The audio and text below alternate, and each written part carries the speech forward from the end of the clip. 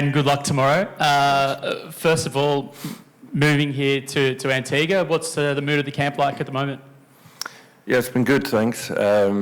Beautiful country and had a couple of good training days. So excited for the start of the Super 8s for us tomorrow, and completely fresh start. That's sort of how we're seeing it, and excited for the first challenge, which is USA tomorrow.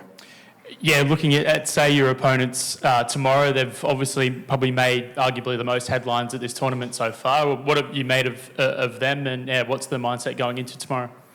Yeah, they've been really good. I think not just them, but a lot of the people will sort of say smaller nations, but they're not, and they've proved that they're not anymore. So we're going to 100% have to be on our best game tomorrow hopefully for things to go well. But excited for that challenge, a team that we haven't played much cricket against. So looking forward to that, and different conditions here in Antigua as well. So all those things sort of together, we probably have to assess pretty quickly and develop plans out there on the field that can hopefully do the job for us.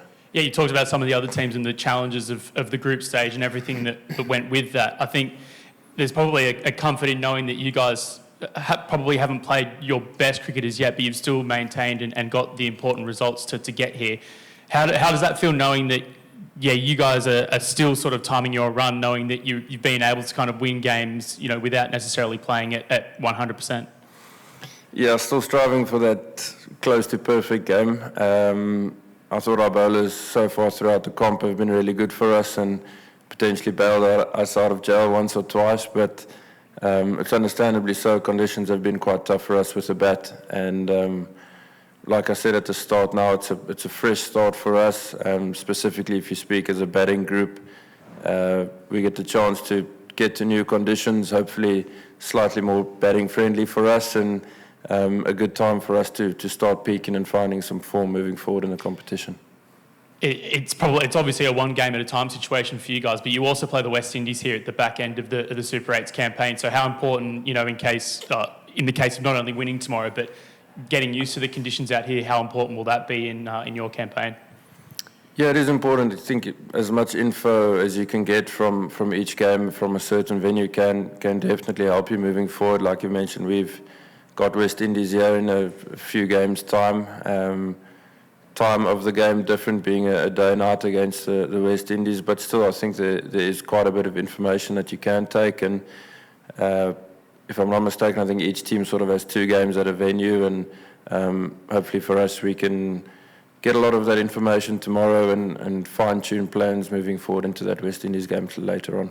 And finally, being a 20-team competition and no real clear favourite, I think one could argue it's been a case of everyone almost kind of just timing their run, maybe somewhat hiding under the radar as well. Is it a case of South Africa, in 2024?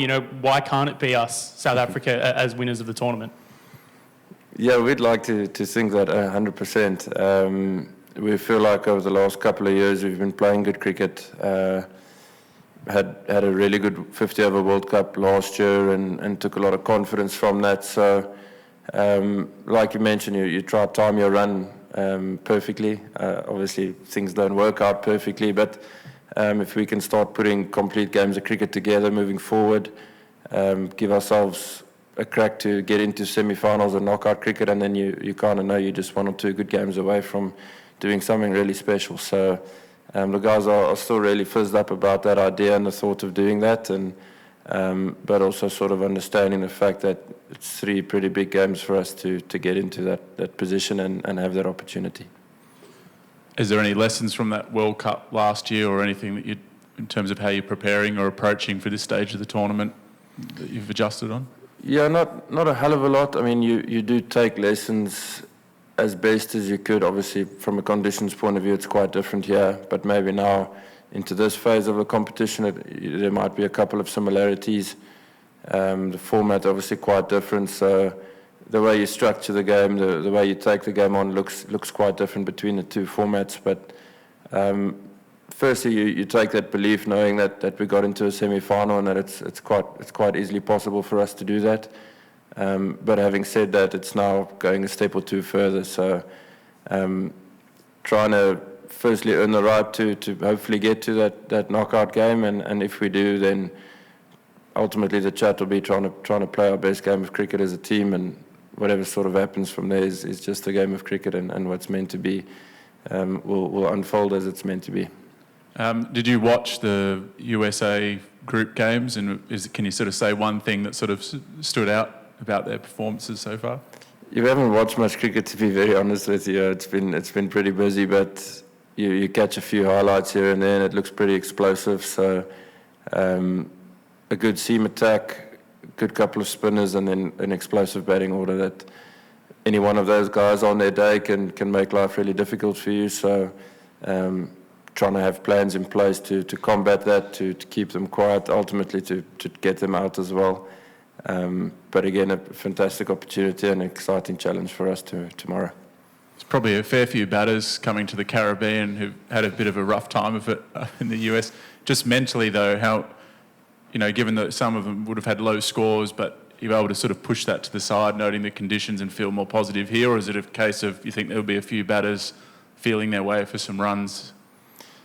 I think hopefully it's on the side of new conditions and a lot of excitement and buzz around that. But guys are only human. If you've not been scoring runs, you tend to maybe search for your first 5-10 balls of an innings. But it's about backing the fact that if you get through that phase, hit a couple of good shots, and it automatically brings that feel-good factor back to you, and sort of just run with it from there. So hopefully the conditions are better to bat on. I think they're still going to be challenging, but potentially the opposite side of the scale in terms of it might spin a bit more now. And obviously in New York there was none of that. So, but having the game and the plans and the options from a batting unit point of view in your locker, but more importantly, feeling the bravery and the courage to bring them out if needs be, if the wicket is turning like that.